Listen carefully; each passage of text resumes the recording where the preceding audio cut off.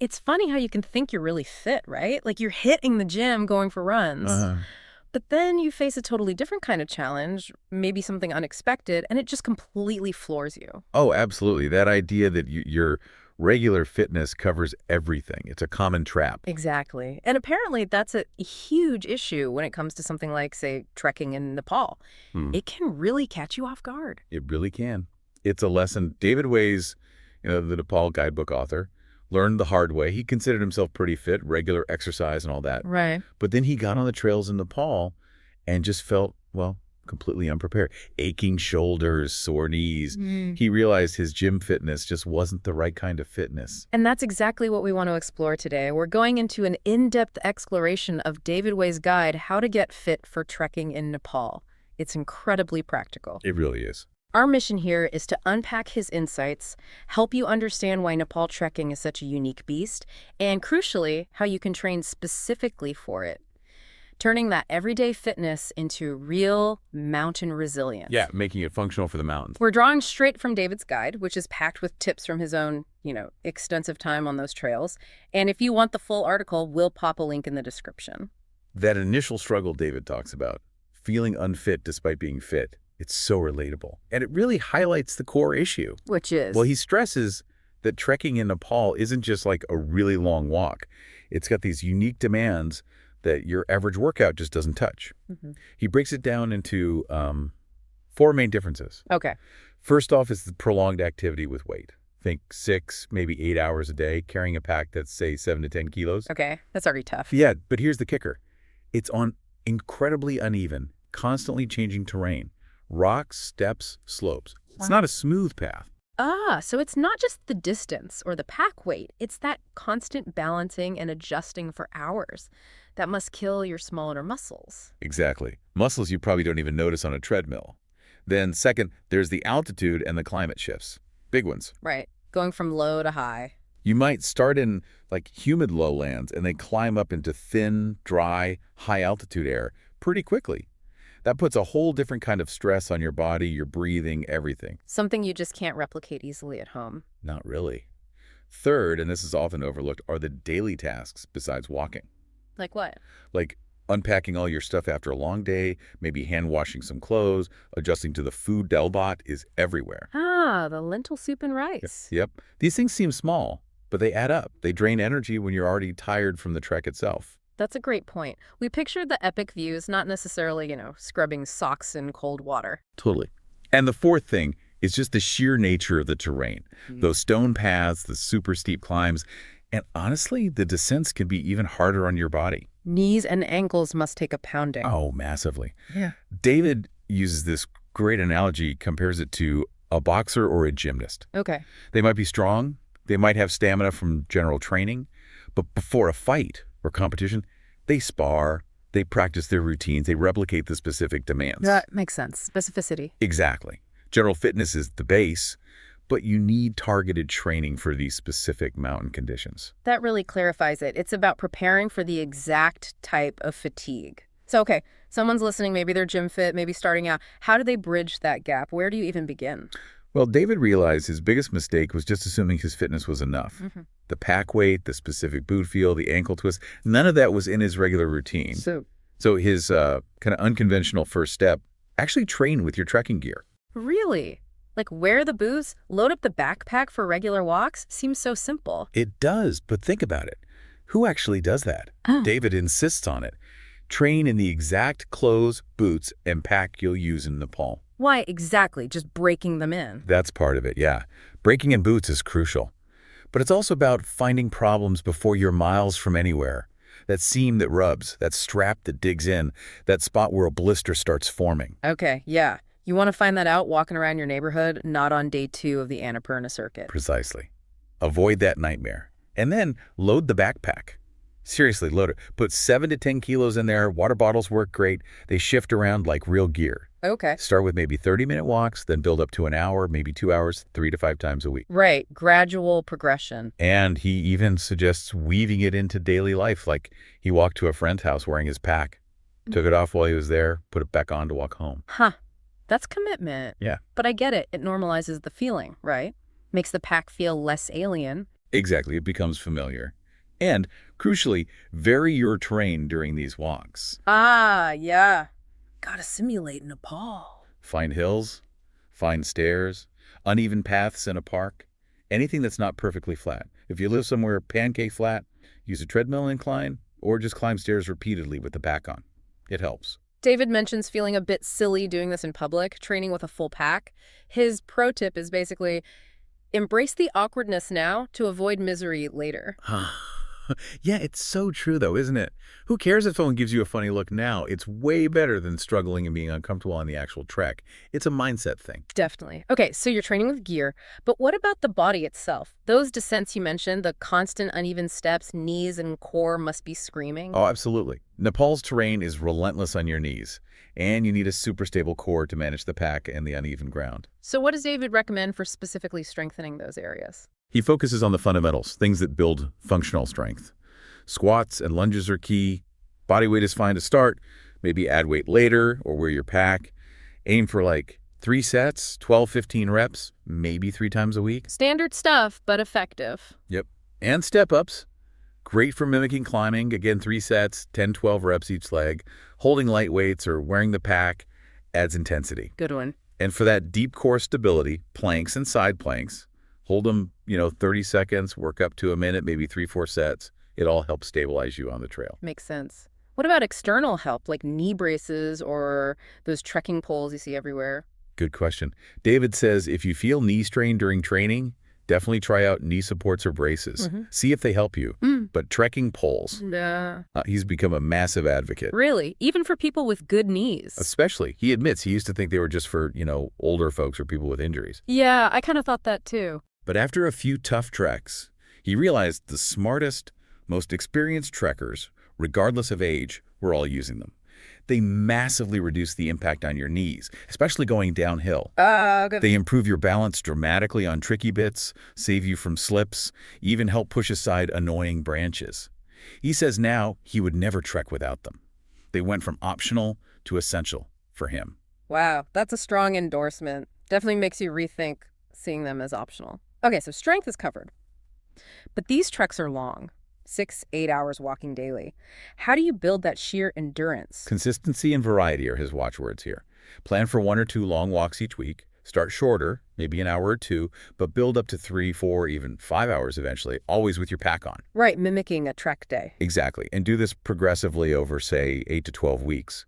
He also really likes interval training. How so? Like alternating brisk walking with slower recovery walking. Maybe walk fast for 10 minutes, slow for 5, repeat for an hour.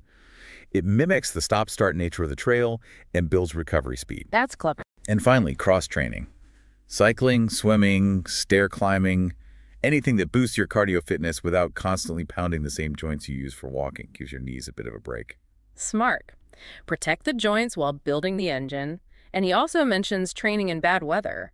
That sounds unpleasant. Yeah, but it's crucial. Nepal's weather is famously fickle. Training in rain or heat or cold, it does 2 things. Okay. 1, it makes you mentally tougher. You learn to just get on with it when conditions aren't perfect. 2, it actually conditions your body to perform better when stressed by the environment. You can't control the mountain weather, but you can control how ready you are for it. That's a really good way to put it. Okay, now, David brings up something I bet a lot of people skip over entirely. He says trekking isn't just the walk. There are these post-trek tasks. Yeah, the chores, as you might call them. But they can seriously zap your energy if you're not used to them. Like what specifically? Well, for instance, practicing hand-washing your trekking clothes after a training walk. Seriously? Couple of reasons. First, to see how your clothes actually handle it. Do they dry fast? Do they hold up? But also, crucially, do they get really smelly? He found some quick-dry synthetics got incredibly stinky fast, led him towards merino wool. He even has this slightly funny smelly clothes hack. Go on. Wear your main trekking shirt for like a week straight during training without washing it to really see how it performs under pressure odor-wise. Okay, that's dedicated testing. Better to find out at home than in a shared tea house room, I guess. Exactly. Know before you go. He also suggests simulating camp life. How? After your walk, practice unpacking your entire backpack, organizing your stuff, then repacking it efficiently. Maybe even lay out your sleeping bag. David says he dumps his main pack section out every night and repacks every morning on trek. It becomes an energy-saving routine. Building those habits beforehand makes sense. So we got the physical side, the gear, the routines. But David calls mental preparation half the battle. Why is the mental game so important here? Because it's tough. Long days, basic conditions, relentless effort, unpredictable weather. It all tests your resolve, your patience. Yeah, I can imagine. So he suggests ways to build mental toughness. Deliberately simulate a bit of discomfort in training, take colder showers sometimes, get up early even when you don't have to, do those long training days even when you feel tired. Building grit. Exactly. And practice patience. Maybe mindfulness or meditation, especially for tasks that feel repetitive. And a big one, learn about the culture. How does that help mentally? Reading about Nepali customs, trekking etiquette, a few basic phrases. It reduces culture shock, helps you connect with people, builds respect. It just makes the whole experience richer and less mentally jarring. Enhances your headspace, basically. That's huge. It's about preparing your whole self, not just your legs. Okay, and fuel. Can't forget fuel. Nutrition and hydration must be vital, especially higher up. Absolutely critical. David's big one here is train your body for Delpa. Get used to the lentils. Pretty much. Since you'll likely eat it a lot, he suggests eating similar lentil and rice meals sometimes in the months before you go. Helps your digestion adjust. Smart. Also, practice eating fairly large meals during short breaks, like you will at lunchtime on the trail. And figure out your energy snacks. Nuts, dried fruit, bars, test them during training walks to make sure they work for you and don't upset your stomach. Good call. And hydration. That seems extra important at altitude. Hugely important. Dehydration is a massive risk factor for altitude sickness and just general performance crashes. David says aim for 2-3 liters daily during training walks, consistently. Okay. And test your system. Whether it's a bladder or bottles, make sure it's easy to use with your pack on.